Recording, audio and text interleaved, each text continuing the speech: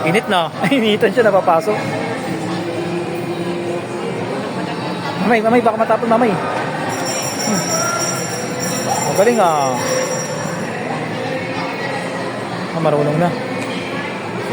Sayang yung gatas mo. Oo, di niya dinedit. Ayaw niya talaga mamay. Paulit-ulit na lang siguro kinakain niya. Paulit-ulit. Nagluluto lang siya naman sa bahay, ha? Kung naglalakaw, mabuti siya magdugo. Ay, nandito. Aba? Andito pa ay.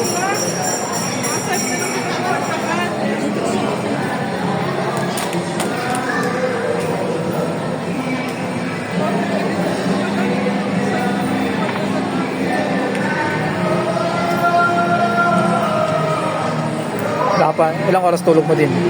Ilang oras yung tulog mo niyan kanina? Kanina, 2 oras lang. Tulog mo.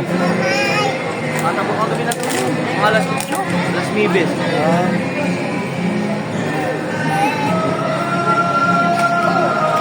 Kanina, kakataw. Nagising ka alas 2. Buti ka mo, maaga ka nakatulog kanina kagabi, no? Nagising ka na alas 2.